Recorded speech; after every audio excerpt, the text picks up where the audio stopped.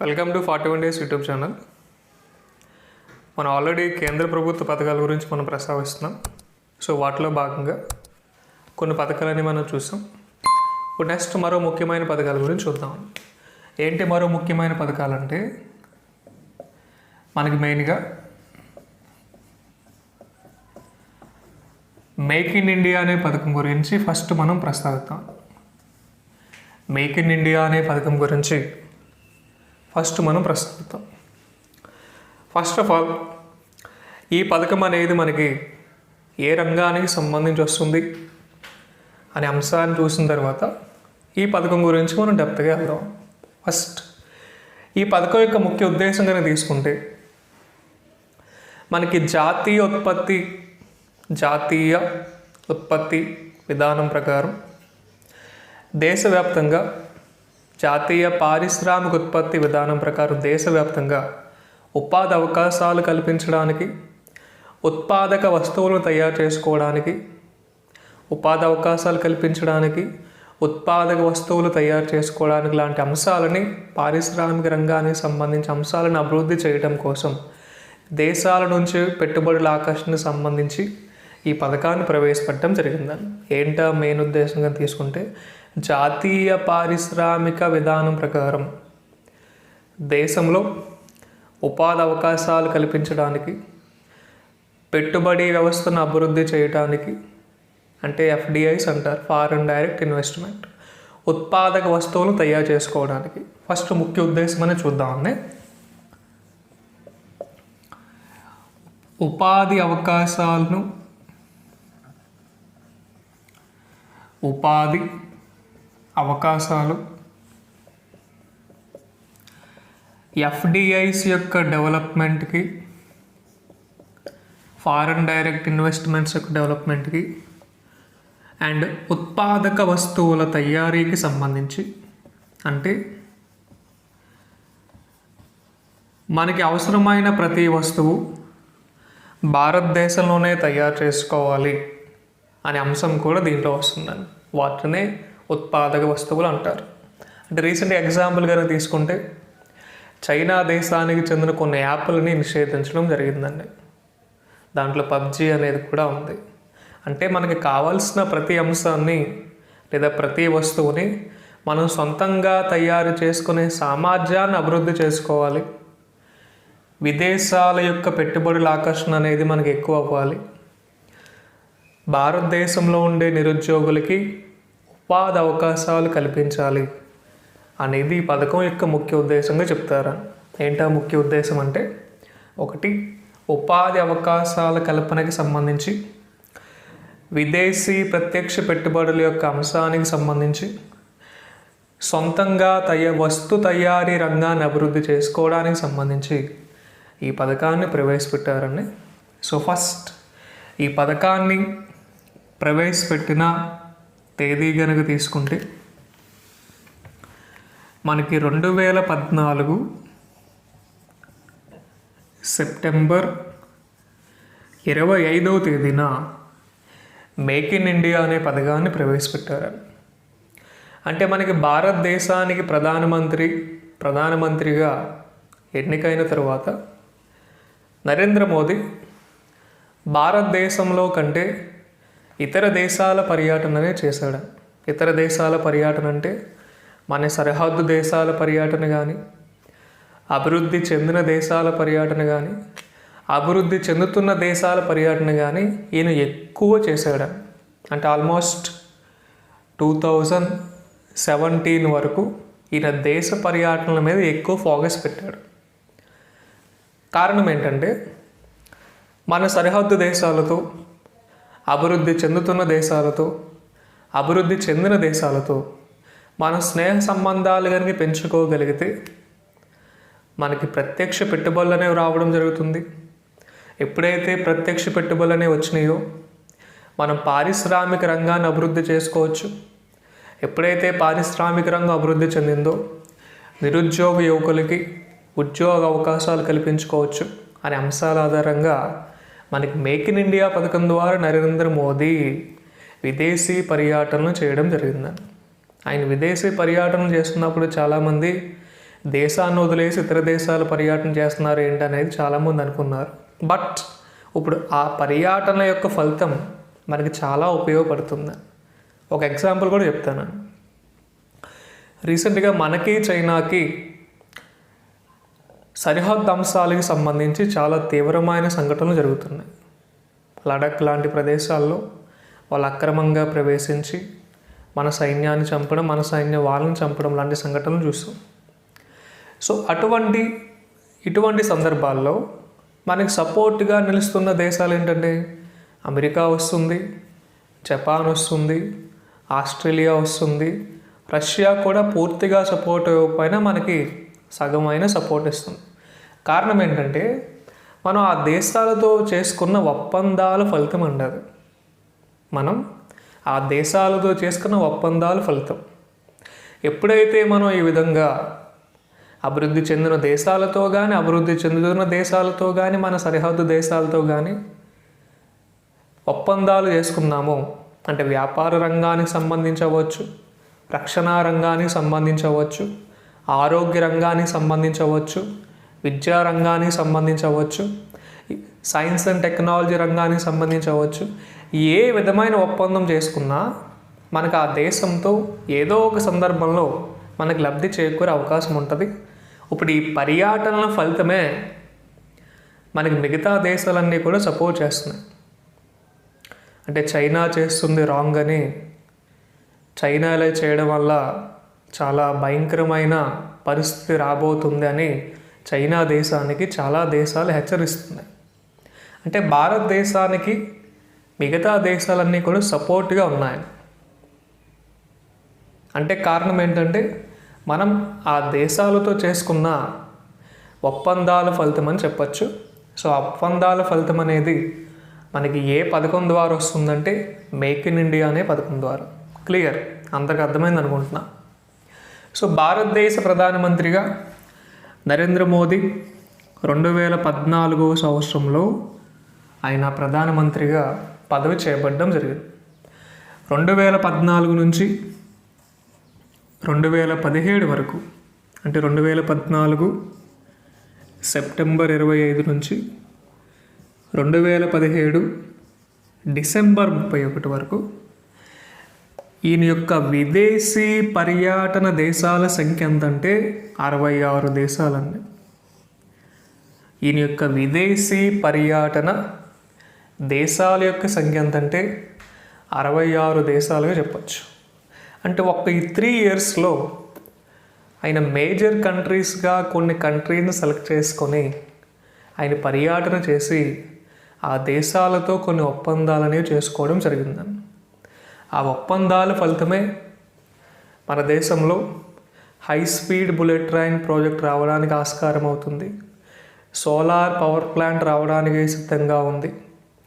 And రక్షణ రంగానికి సంబంధించి మనం ఫ్రాన్స్ మరియు అమెరికా, రష్యాతో చేసుకున్న ఒప్పందాలు మనకి చాలా అనుకూలం అవుతున్నాయండి. క్లియర్. వీటన్నిటి భాగంగా ఈయన 2014 నుంచి 2017 వరకే దాదాపు 66 దేశాలు వెళ్ళాడు. సో ఓవరాల్గా తీసుకుంటే 80 దేశాల వరకు పర్యటన చేశాడండి ఈయన. సో మేక్ ఇన్ ఇండియా పథకం యొక్క ముఖ్య ఉద్దేశం ఏం చెప్పామనే, ఉపాధి అవకాశాల రూపకల్పనకి, విదేశీ ప్రత్యక్ష పెట్టుబడుల ఆకర్షణకి, ఉత్పాదక వస్తువుల తయారీకి. అంటే మన వస్తు తయారీ రంగాన్ని అభివృద్ధి చేసుకోవడం. ఇప్పుడు సెల్ ఫోన్ కానీ, టీవీ కానీ ఇటువంటివన్నీ కూడా మనమే సొంతంగా తయారు చేసుకునే విధంగా సామర్థ్యం పెంచుకోవాలి, ఇతర దేశాల మీద ఆధారపడకూడదు అనే అంశాల ఆధారంగా ఈ పథకాన్ని ప్రవేశపెట్టారు. సో మేక్ ఇన్ ఇండియా పథకం ద్వారా ముఖ్యంగా కానీ తీసుకుంటే మనకి విదేశీ ప్రత్యక్ష పెట్టుబడుల యొక్క రేషియోని పెంచాలి. అంటే విదేశాల నుంచి మన దేశానికి పెట్టుబడులు అధికంగా రావాలి అనేది చాలా ముఖ్యమైన అంశం. క్లియర్. ఎప్పుడైతే మనకి విదేశీ దేశాల నుంచి పెట్టుబడులు వస్తాయో ప్రతి రంగంలోనూ భారత్ అభివృద్ధి చెందడానికి ఉంటుందని. అంటే మన దగ్గర రిజర్వ్ బ్యాంక్ ఆఫ్ ఇండియా ఉంది కాబట్టి మనకి కావాల్సినప్పుడల్లా కరెన్సీని ప్రింట్ చేసుకుంటామంటే కుదరదండి. మనకి ప్రత్యక్ష పెట్టుబడుల యొక్క శాతం పెరగాలి. ఎప్పుడైతే మనకి ప్రత్యక్ష పెట్టుబడుల యొక్క శాతం పెరుగుతుందో దేశానికి మధ్య స్నేహ సంబంధాలు పెరుగుతాయి. వ్యాపార రంగానికి సంబంధించి కూడా అనుకూలతలు చాలా వస్తాయి. సో మెయిన్గా భారతదేశంలో విదేశీ ప్రత్యక్ష పెట్టుబడుల యొక్క శాతం పెరగాలనేది ముఖ్య ఉద్దేశంగా చెప్పొచ్చు. సో దీనిలో భాగంగా మన దేశానికి సంబంధించిన కొన్ని ముఖ్యమైన రంగాల్లో విదేశీ ప్రత్యక్ష పెట్టుబడుల యొక్క రేషియో ఏ విధంగా ఉందని చూద్దాం. మన దేశానికి సంబంధించిన ఇంపార్టెంట్ సెక్టార్స్లో ఎఫ్డిఐస్ యొక్క క్యాపిటల్ ఏ విధంగా ఉందని చూద్దాం. ఫస్ట్ డిఫెన్స్ అనేది తీసుకుందాం. డిఫెన్స్ రక్షణ రంగంలో ఎఫ్డిఐ యొక్క క్యాపిటల్గా మనం 49% చెప్తారు. ఇన్సూరెన్స్లో 49%, పబ్లిక్ సెక్టార్ బ్యాంక్స్లో 20%, ప్రైవేట్ సెక్టార్ బ్యాంక్స్లో 74%, టెలికాం రంగంలో 100%, టూరిజంలో 100%, సివిల్ ఏవియేషన్లో సివిల్ ఏవియేషన్ అంటే విమానాయ రంగానికి సంబంధించి వస్తుందండి. రైల్వే మెయింటెనెన్స్ అని పూర్తిగా రైల్వేస్ కాదు, రైల్వే మెయింటెనెన్స్ అంటే భద్రతా అంశాలకు సంబంధించి స్టేషన్ల యొక్క క్లీనింగ్ డెవలప్మెంట్ సంబంధించి వస్తుంది. రైల్వేస్ మెయింటెనెన్స్లో 100%. సో మన దేశంలో కొన్ని ముఖ్యమైన సెక్టార్స్లో ఎఫ్డిఐ యొక్క లిమిట్గా మనం చెప్పచ్చు, చాలా ఇంపార్టెంట్. వాటిలో ఏదో ఒకటిగా అవకాశం ఉంటుంది. రక్షణ రంగంలో 49%గా, ఇన్సూరెన్స్ కానీ, పబ్లిక్ సెక్టార్ బ్యాంక్ కానీ, ప్రైవేట్ సెక్టార్ బ్యాంక్ కానీ, టెలికాం కానీ, టూరిజం కానీ, సివిల్ ఏవియేషన్ కానీ, రైల్వే కానీ, వీటిల్లో విదేశీ ప్రత్యక్ష పెట్టుబడుల యొక్క రేషియోగా మనం చెప్పచ్చు. రైల్వేస్ అంటే ఓన్లీ మెయింటెనెన్స్ సంబంధించి మాత్రమే వస్తుంది. మెయింటెనెన్స్ అంటే కోచ్ల యొక్క నిర్మాణానికి సంబంధించిన కానీ, స్టేషన్ల యొక్క డెవలప్మెంట్ సంబంధించిన కానీ, సెక్యూరిటీకి సంబంధించిన అంశాల్లో మాత్రమే 100%. టూరిజం అంటే పర్యాటక రంగం, టెలికాం అన్న మనకి 100%గా తీసుకోవచ్చు. సో ఎఫ్డిఐస్ యొక్క లిమిట్స్ అండి అవి. మ్యాక్సిమం మనకి వీటిల్లో ఏదో ఒకటి అవకాశం ఉంటుంది. అండ్ మేక్ ఇన్ ఇండియాకి సంబంధించి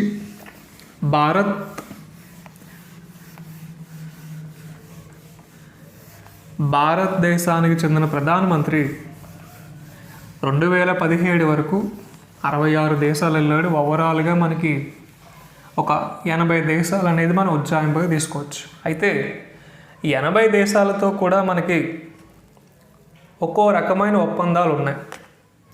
కొన్ని మెయిన్ కంట్రీస్ సంబంధించి మాత్రమే మనం చూద్దామండి. అంటే ఆల్రెడీ మనకి అతిపెద్ద కంట్రీస్గా భావించే కొన్ని కంట్రీస్తో భారత్ చేసుకున్న ఒప్పందాల గురించి మనం ప్రస్తావిద్దాం. ఫస్ట్ అమెరికా దేశం గురించి చూద్దాం. మేక్ ఇన్ ఇండియా పథకంలో భాగంగా భారత్ అమెరికాతో చేసుకున్న ఒప్పందం ఏంటంటే రక్షణ రంగానికి సంబంధించి చేసుకోవడం జరిగిందండి. డిఫెన్స్ రంగానికి సంబంధించి భారత్ అమెరికాతో ఒప్పందం చేసుకున్నారు. అంటే మనకి ఏదైనా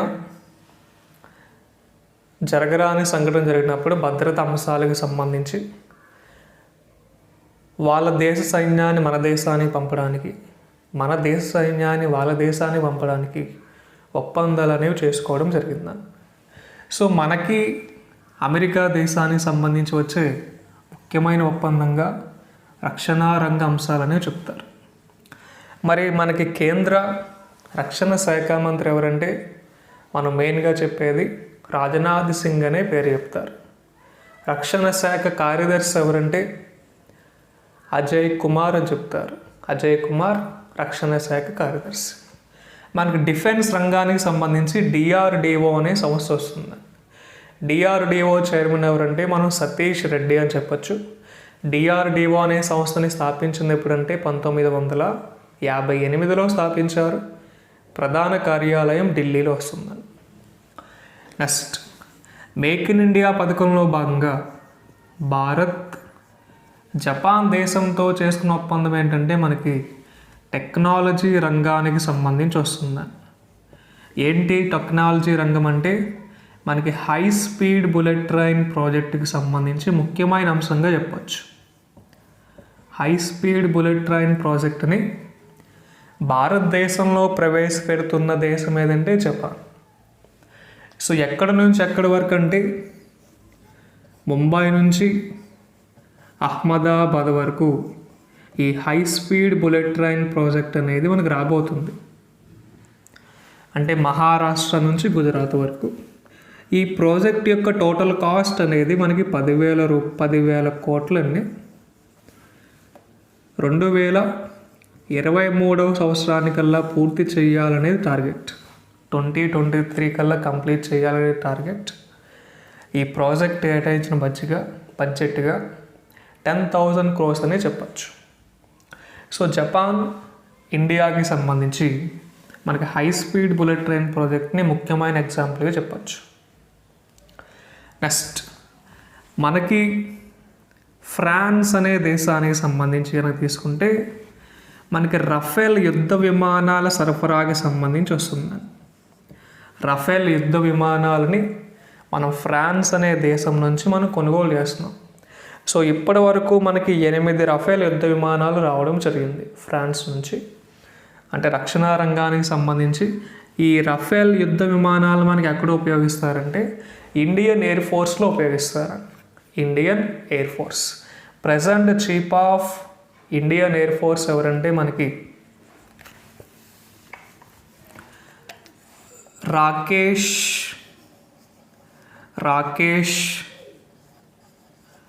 Kumar Singh Bhadauria. Present chief of Indian Air ఫోర్స్గా మనం రాకేష్ కుమార్ సింగ్ భదౌరియా పేరు చెప్తారండి. మనకి Indian Air Force Day October 8వ తేదీ వస్తుంది. అంటే ఇలా చాలా దేశాలతో మనం చెప్పచ్చండి. చైనా దేశంతో అయితే మనకి సోలార్ పవర్ యొక్క డెవలప్మెంట్ కోసం మనం ఒప్పందాలు చేసుకున్నాం. చైనా దేశం సోలార్ పవర్ ప్లాంట్ని గుజరాత్లోని గాంధీనగర్ అనే ప్రదేశంలో పెడతానికి మనం ఆ దేశంతో ఒప్పందం చేసుకున్నాం. సో ఆ విధంగా అంటే కొన్ని మెయిన్ పాయింట్స్ మాత్రమే చెప్పా. అంటే ఈ స్కీమ్ యొక్క మెయిన్ థీమ్ అనేది మీకు తెలియడం కానీ విదేశీ ప్రత్యక్ష పెట్టుబడుల ఆకర్షణగా చెప్తున్నాం. సో ఏ రంగాల్లో మనకి విదేశీ ప్రత్యక్ష పెట్టుబడులు రావాలి అనే అంశాల ఆధారంగా మీకు అర్థం కావాలనే అంశంతో ఈ పాయింట్స్ చెప్పడం జరిగిందని. So make in India scheme యొక్క ముఖ్య ఉద్దేశం ఒకటే, మనకి ఉపాధి అవకాశాలు కల్పించడం, ఎఫ్డిఐస్ యొక్క లిమిట్స్ని పెంచుకోవడం అంటే పర్సంటేజ్ని పెంచుకోవడం, 3 వస్తు తయారీ రంగాన్ని ప్రోత్సహించడం. సో ఇది మేక్ ఇన్ ఇండియాకి సంబంధించి. మేక్ ఇన్ ఇండియా పథకాన్ని ప్రవేశపెట్టింది ఎప్పుడంటే మనకి 2014 సెప్టెంబర్ 25వ తేదీ అని చెప్తారు. మేక్ ఇన్ ఇండియాలో భాగంగా మనం చెప్పచ్చు.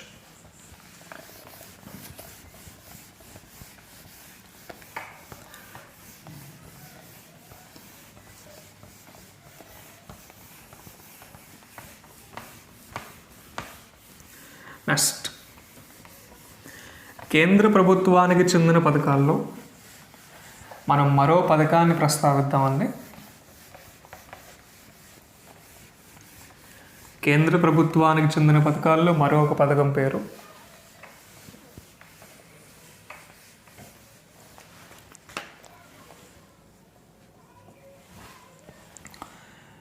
స్వచ్ఛ భారత్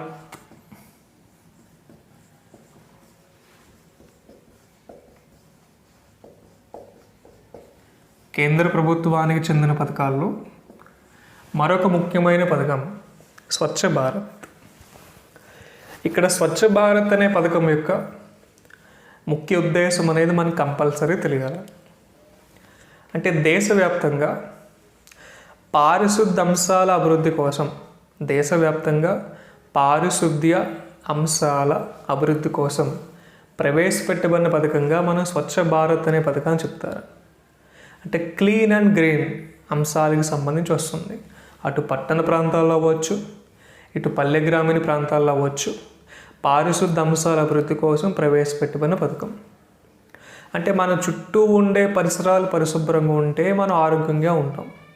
మన చుట్టూ ఉండే పరిసరాలు మురికివాడలుగా ఉంటే మనకి వ్యాధులనే వచ్చి మలేరియా లాంటి, టీబీ లాంటి, థైరాయిడ్ లాంటి వ్యాధులు వచ్చి, మనకి డెంగ్యూ లాంటి వ్యాధులు వచ్చి మనం కొంచెం ఇబ్బంది పడాల్సిన సిచ్యువేషన్స్ అనేవి వస్తాయి.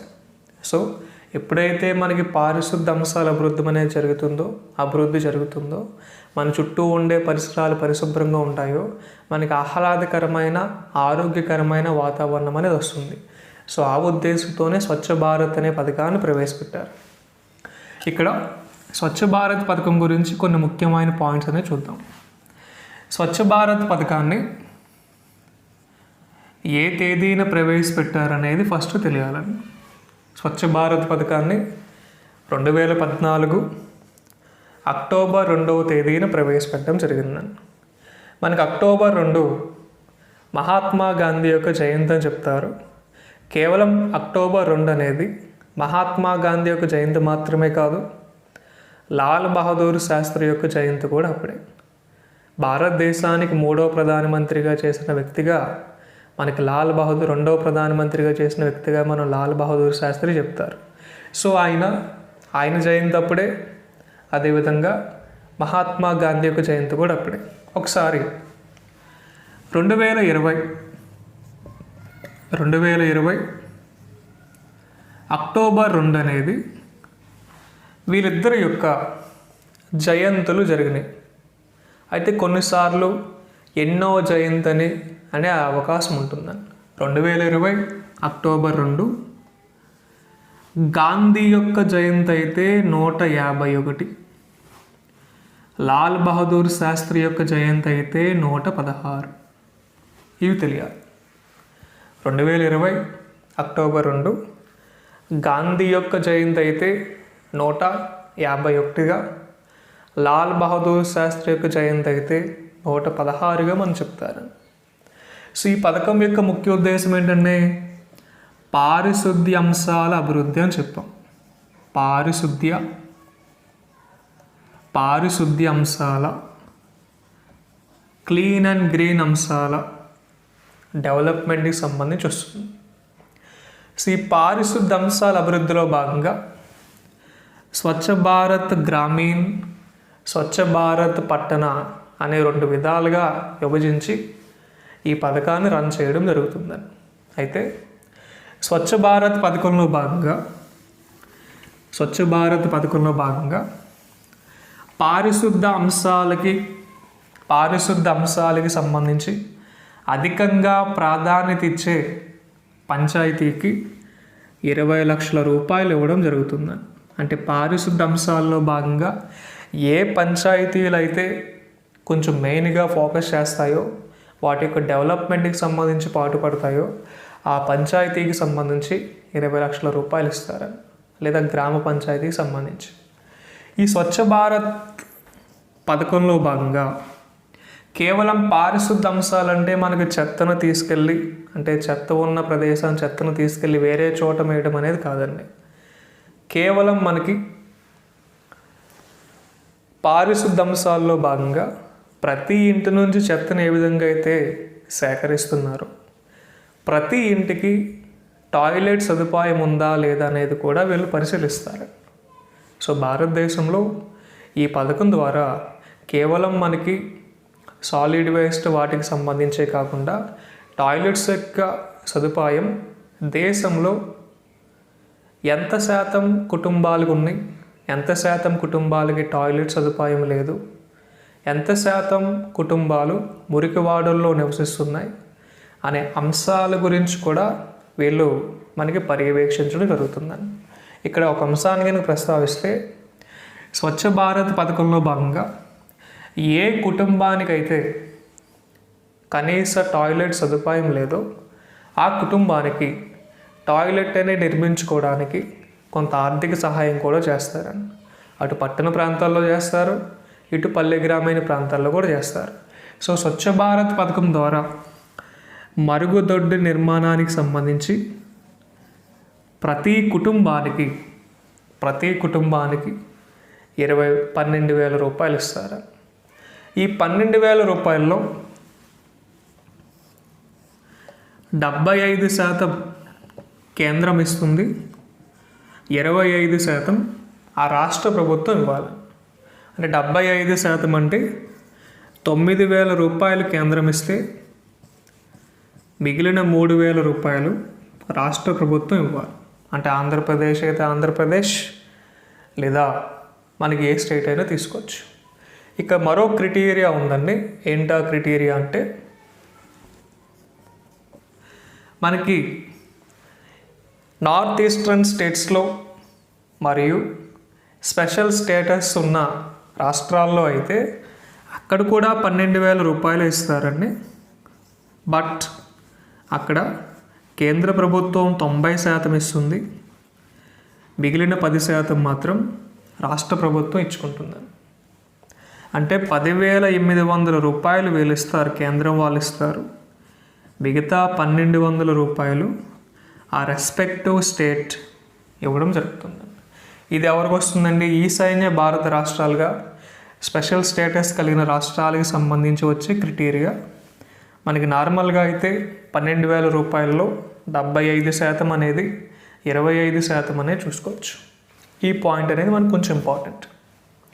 అయితే 2019, 2020కి సంబంధించి కేంద్ర ప్రభుత్వం స్వచ్ఛ భారత్ పథకానికి ఎంత బడ్జెట్ కేటాయించిందనేది కూడా ఇంపార్టెంట్.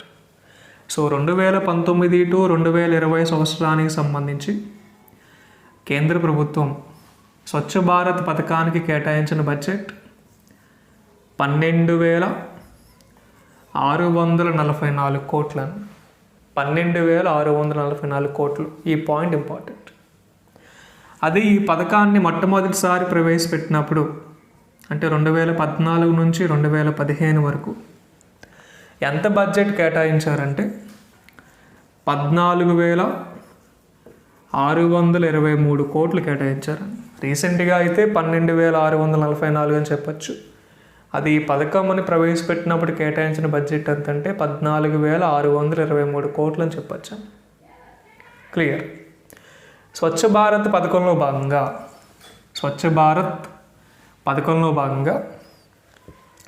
భారతదేశంలో ఎంత పర్సంటేజ్ కుటుంబాలు మురికివాడల్లో నివసిస్తున్నాయని ఒక నివేదిక కూడా మనకు రావడం జరిగింది. భారతదేశంలో 17% కుటుంబాలు, అంటే 17% ఫ్యామిలీస్ మురికివాడల్లో నివసిస్తున్నాయి. స్వచ్ఛ భారత్ పథకం యొక్క నివేదిక ద్వారా మనం చెప్పచ్చు. ఈ పాయింట్ ఇంపార్టెంట్. ఎంత పర్సంటేజ్ కుటుంబాలు భారతదేశంలో మురికివాడల్లో నివసిస్తున్నాయంటే 17%. అంటే మనకి ధారావి లాంటివి మనం చెప్పచ్చు, స్లమ్ ఏరియాస్. భారతదేశంలో ఎంత శాతం కుటుంబాలు టాయిలెట్ సదుపాయాన్ని కలిగి ఉన్నాయంటే 32% కుటుంబాలకు మాత్రమే టాయిలెట్ సదుపాయం ఉంది. అంటే మిగిలిన శాతం కుటుంబాలకి ఎటువంటి టాయిలెట్ సదుపాయం లేదు. భారతదేశంలో ఎన్ని కోట్ల మంది ప్రజలు బహిరంగ మలమూత్ర విసర్జన చేస్తున్నారంటే 60 కోట్ల మంది ప్రజలు. అంటే దాదాపుగా దేశ జనాభాలో సగం మంది మనకి ఓపెన్ డెఫికేషన్ యాక్టివిటీస్ అనేవి చేస్తున్నారు. ఓపెన్ డెఫికేషన్ అంటే బహిరంగ మలమూత్ర విసర్జన అని వస్తుంది. ఈ 3 అంశాలు కూడా తెలియాలి.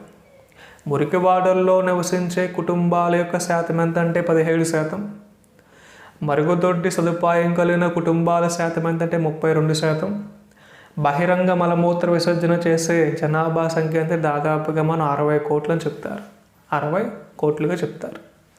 నెక్స్ట్, స్వచ్ఛ భారత్ పథకం యొక్క అభివృద్ధికి సంబంధించి బిల్ గేట్స్ అంటే మనకి మైక్రోసాఫ్ట్ ఫౌండర్స్ అని.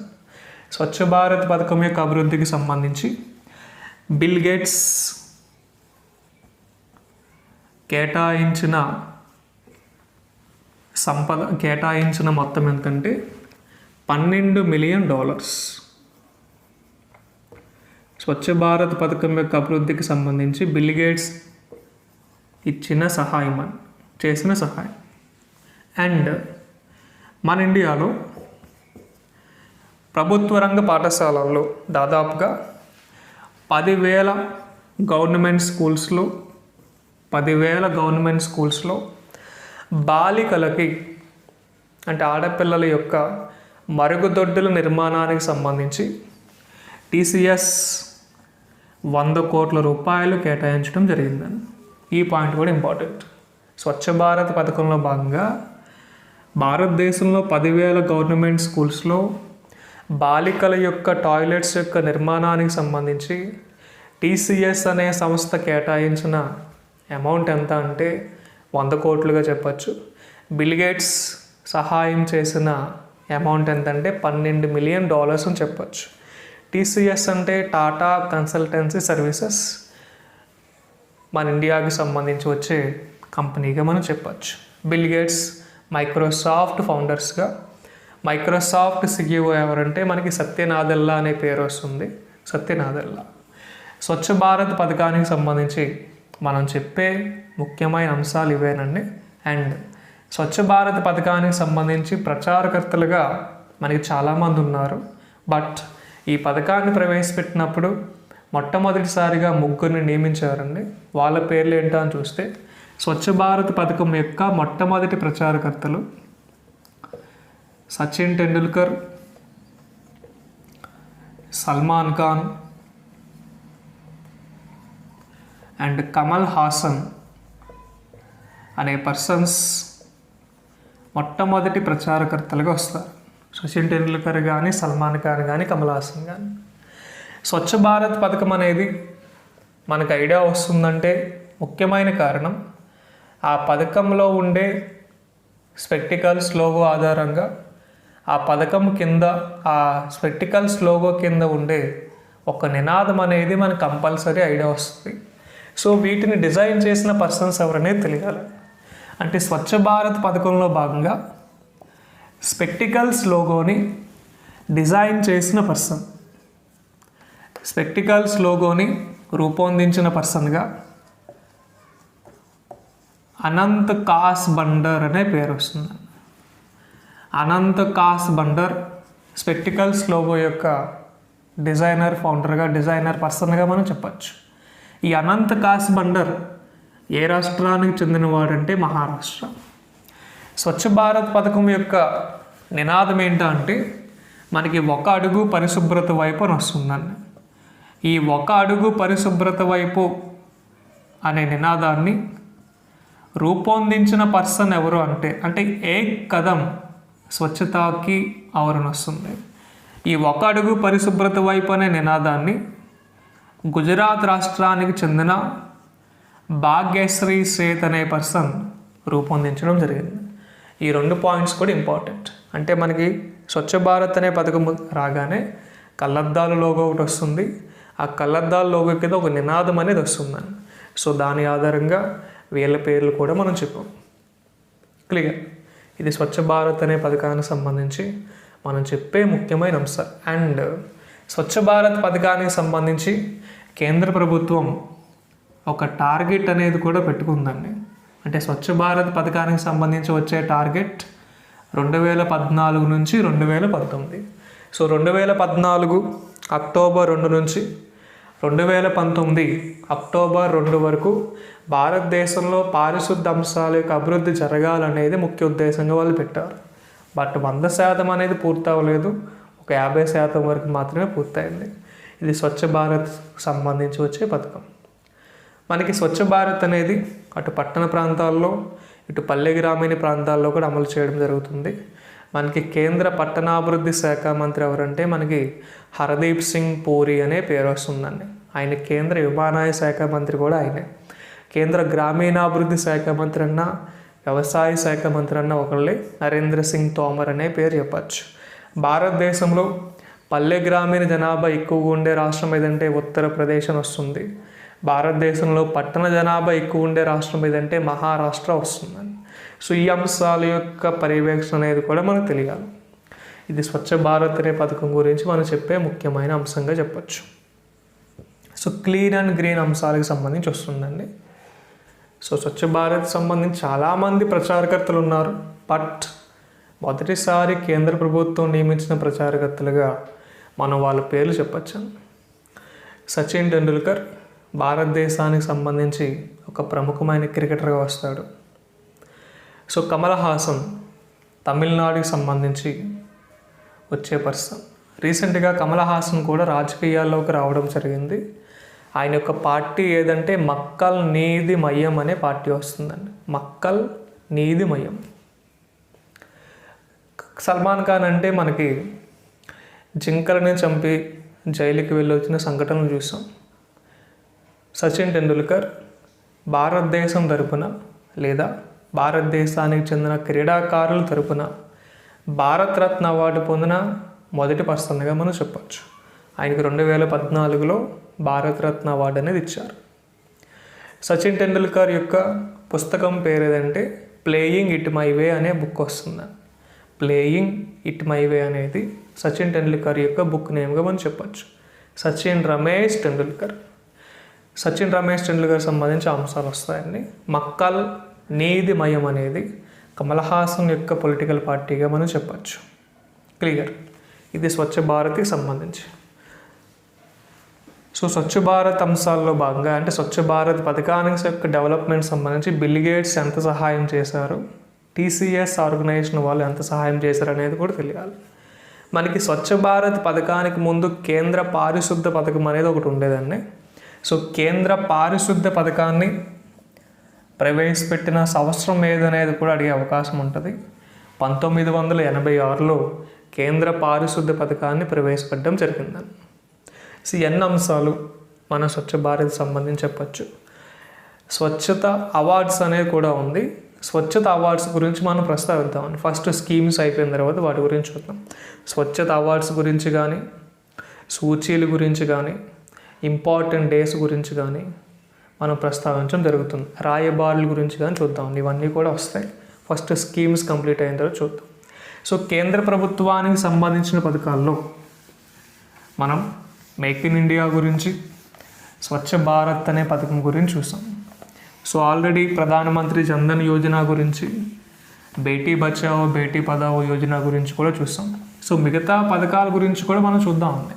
అంటే ముఖ్యమైన పథకాలన్నీ కూడా ప్రస్తావిద్దాం.